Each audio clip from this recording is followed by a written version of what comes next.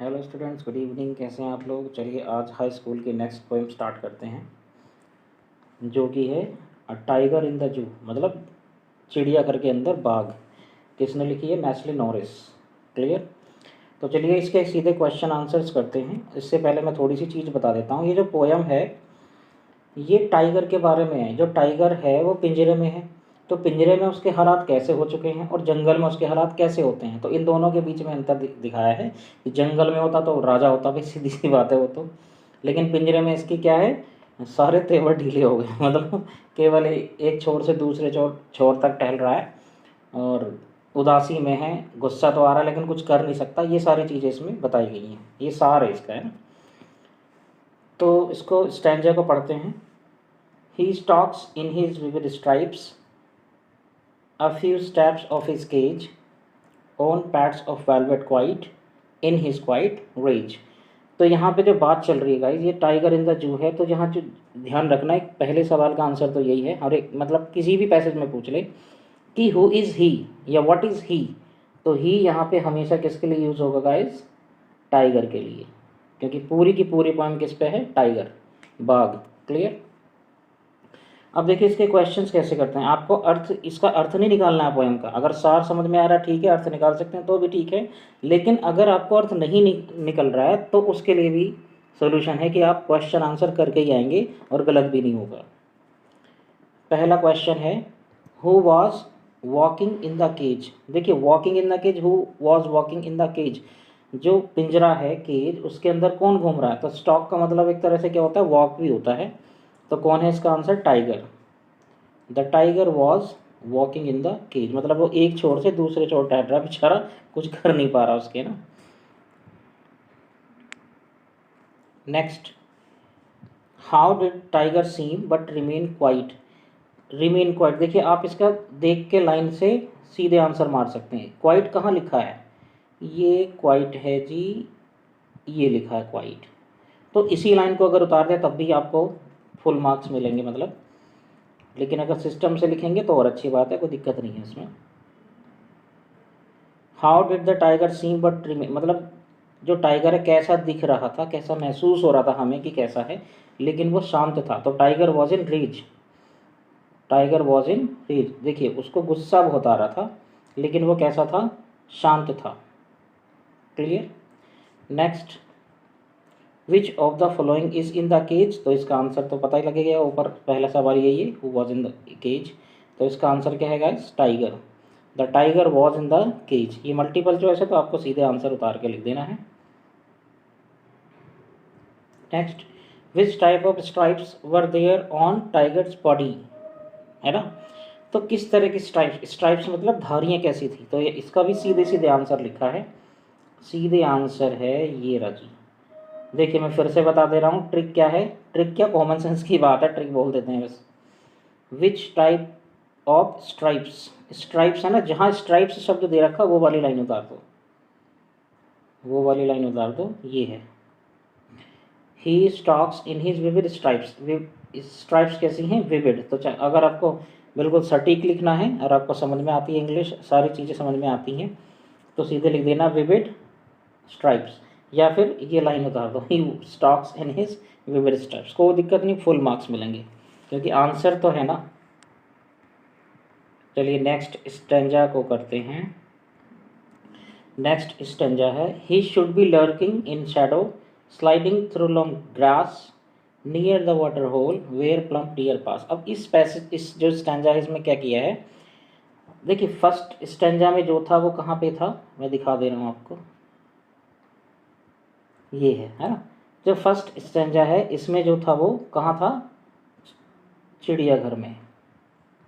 Cage है ना, cage पिंजरे में था, चिड़ियाघर के अंदर पिंजरे में था। लेकिन दूसरे पैसेज में वो जंगल में बता दिया गया है। मैं दिखा देता हूँ, देखिए। ही should be lurking in shadow, lurking मतलब छिपके या घात लगा के बैठना। Sliding through long grass, sliding मतलब धीरे धीरे चुपके चुपके चलना, लंबी लंबी घासों के बीच में। नियर द वाटर होल, यहाँ तालाब को वाटर होल बोला है। वेयर प्लम्प, प्लम्प मतलब गूदेदार हिरन है ना मोटे ताजे हिरन जहाँ पानी पीने आता है वहाँ होना चाहिए इसको, टाइगर को। क्लियर है? तो बहुत ही सिंपल है ये, आसानी से आप बता देंगे। इसका क्वेश्चंस देख लेते हैं। Question number 1, in this stanza the poet is talking about which tiger. देखिए है ना क्लियर, मतलब इसमें यही पूछ रहा है कि इस वाले पैसेज में बताओ टाइगर कहाँ है। तो कहाँ पे है टाइगर इस समय? जंगल में। ये किसका उल्लेख किया है यहाँ पे? जंगल में, forest. The tiger is in the forest और जंगल। If you can not pronounce or write down the spelling of forest, you can write down jungle. In this stanza the poet is talking about jungle's tiger. कहाँ पे है वो? जंगल के tiger की बात कर रहे हैं ना। नेक्स्ट है, where did the tiger wait for prey. Prey का मतलब होता है गाइस शिकार। शिकार यानी हिरन क्या है उसका? शिकार है। तो वो कहाँ पे वेट करता है? देखिए ऊपर लाइन में लिखा है near the water hole where plump deer. Near का जगह को नियर से बताते हैं ना, तो नियर का मतलब पास में। तो काय के पास है? वाटर होल के, यानी तालाब के पास है। लेकिन आपको देख देख के लिखना सीधे इसका आंसर। तो क्या लिखना है आपको? Water hole. The tiger use to wait near the water hole, है ना। ये होल लिख दो या सोर्स लिख दो। प्रे का मतलब होता है शिकार। Next, who is he in the stanza. तो मैंने स्टार्टिंग में बता दिया है। Wherever the question will be asked about he, the answer should always be the tiger. he is tiger।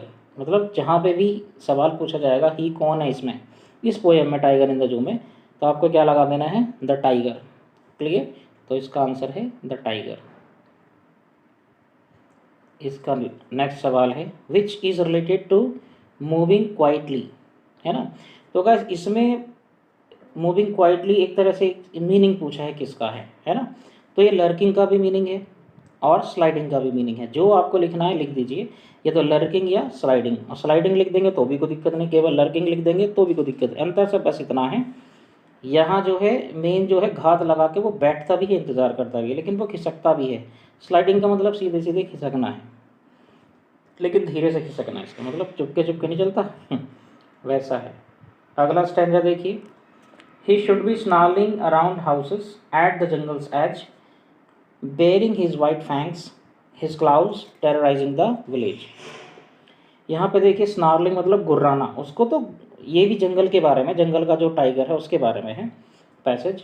तो उसको ये क्या कह रहे हैं पोएट कि जंगल में जो लोगों के घर हैं, जंगल के आसपास के घर हैं, वहाँ उसको लोगों को डराते रहना चाहिए कैसे डराते रहना चाहिए? नंगे नंगे दांतों से। मतलब उसके जो फैंक्स वैसे सांप के होते हैं जो जिनसे जहर छोड़ता है वो, लेकिन उसके नुकीले नहीं होते दांत, ऐसे ऐसे होते हैं दांत, निकले हुए रहते हैं जिससे वो फाड़ के खा जाता है शिकार को। उसकी बात चल रही है। बेरिंग मतलब अपने दांत दिखाता है वो, हिज क्लाउज अपने पंजे दिखाता है नुकीले। टेरराइजिंग द विलेज, जिससे क्या होना चाहिए? गांव वाले डरते हैं या गांव पूरा डर जाता है, ऐसा होना चाहिए जंगल का शेर। जंगल का शेर ऐसा होता, मतलब सॉरी टाइगर ऐसा होता है, उससे गांव वाले डर जाते हैं। इसके क्वेश्चन आंसर देख लेते हैं। The tiger should be snarling around houses at the jungle's edge, is true और फॉल्स। तो बिल्कुल सामने लिखा, टीप मार दो इसकी। तो ये लिखा है he should be snarling around houses at the jungle's edge. तो ये लिखी है ना इसमें बात, इसका मतलब ये कैसा है? ट्रू है, बिल्कुल सही बात है कि हाँ उसे जंगल के पास गुर्राते रहना चाहिए, गांव वालों को डराते रहना चाहिए। Next, who is terrorized by the tiger. Terrorized मतलब, इसको भी देखिए मैं बार बार याद दिला देता हूँ आपको। टेरराइज ये शब्द आ गया ना इस लाइन में, यही लाइन उतार दो इसमें। भाई टेरराइज पूछा है, टेरराइज इस लाइन में है, ये लाइन उतार दो, मिल गया आंसर। मतलब कौन डरते हैं, किसे डराया जाता है, कौन भयभीत होते हैं उससे? तो विलेज या the villagers. Who is the poet of the tiger in the zoo. A tiger in the zoo national Norris हैं, ये तो आपको याद करना पड़ेगा। What did the tiger show the villagers, sorry what did the tiger show to the villagers. अब देखो show है ना इसमें, शो ये लिखा है शो, तो ये स्पेलिंग ढूंढ लो कौन सी लाइन में है, कौन सी लाइन में है जी? हैं? He should be snarling around houses at the jungle's edge, bearing his white fangs, his claws terrorizing the village। इसमें शो तो है नहीं। अब यहाँ पे बेरिंग क्या है? नंगे दांत, वाइट फैंक्स मतलब दांत दिखा रहा है अपने सफ़ेद सफ़ेद। तो यहाँ इसका आंसर आपको थोड़ा कॉमन सेंस ही लगाना पड़ेगा, यही इसका आंसर आएगा, है ना। What did the tiger show to the villagers, तो इसका आंसर क्या है? वाइट फैंक्स, है ना। क्या है इसका आंसर? White fangs. अपने दांत दिखाता है वो गांव वालों को, उससे क्या करता है? भयभीत कर देता है। अब ये देखिए पहला पैसेज, सॉरी स्टैंजा किस पे था? जू के अंदर पिंजरे में बंद है। लास्ट स्टेंजा भी इसमें इसी पे आधारित है कि जू के अंदर पिंजरे में बंद है। अब उसकी हालत कैसी है वो देखो। But he is locked in concrete cell, his strength behind bars, stalking in the length of cage, his cage, ignoring visitors. मतलब वो यहाँ जंगल का जो बाग है वो कैसा होता है ऊपर हमने देख लिया, लेकिन यहाँ पे कैसा है वो कंक्रीट सेल में बंद है, मतलब एक चार दीवारी में बंद है, वो भी पिंजरे के अंदर, है ना। पिंजरे के अंदर उसकी स्ट्रेंथ जो है वो सलाखों के पीछे है। अब वो कुछ नहीं कर रहा। स्टॉकिंग का मतलब मध्यम मध्यम चाल में वो एक, जैसे ये पिंजरा होता है ना, ये पिंजरा तो कभी यहाँ को आया घूम गया फिर घूम गया, फिर चक्का चक्कर काटता रहता ना। अगर चिड़ियाघर में गए आप कभी तो ऐसे घूमता रहता है बेचारा, कि उसकी हिम्मत इतनी टूट गई है, इतना वो कमज़ोर सा है कि वो केवल गुस्सा तो आता था उसमें टाइगर को, लेकिन वो क्या है एक तरफ दूसरी तरफ मतलब घूमता रहता है, और जो विजिटर्स हैं उनको इग्नोर कर देता है। क्या कर देता है? इग्नोर कर देता है, बिल्कुल इग्नोर। फर्क नहीं पड़ता कौन घूमने आ रहा है उसके पास ना। क्वेश्चन देख लेते हैं। The tiger was ignoring the visitors, true और फॉल्स? तो बिल्कुल सही है, ये ट्रू है, इग्नोर कर रहे थे वो टाइगर साहब। Who is locked in a concrete cell? तो देखिए फिर से पूछा हु यानी ही, और कॉन्क्रीट सेल में कौन है? टाइगर है ना। कौन है जी? Tiger. Name the poem of the stanza? तो tiger in the zoo, a tiger in the. Last stanza कर लेते हैं। He hears the last voice at night, the patrolling cars, and stares with his brilliant eyes at the brilliant stars. अच्छा, first जो stanza था किस पे था? कि वो पिंजरे के अंदर है, और लास्ट और सेकंड लाइन यानी चौथा और पांचवा ये भी किस पे आधारित है? कि पिंजरे के अंदर है। तो यहाँ उसने बताया है कि ही hears the last voice at night, मतलब जो पिंजरे के अंदर है उसकी दिनचर्या कैसी हो गई है? तो रात में वो वॉइस सुनता है, आवाज़ सुनता है। किसकी? Patrolling cars. पेट्रोलिंग कार्स कौन होती हैं?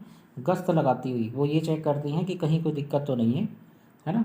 उस पेट्रोलिंग मतलब देख रेख निगरानी करने वाली वाहन होते हैं एक तरह से।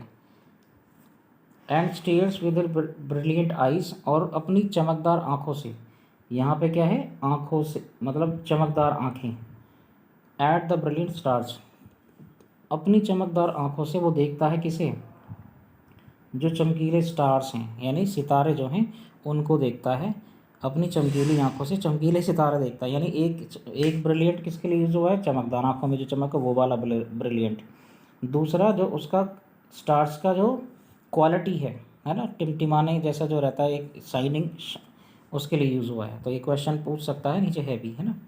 तो इसका फर्स्ट जो क्वेश्चन है वो है what kind of voices does the tiger hear? The tiger hears the voice coming from the patrolling cars at night. किस तरह की आवाज़ आती है? पेट्रोलिंग कारों के चलने की आवाज़ आती है। उसका आंसर क्या है?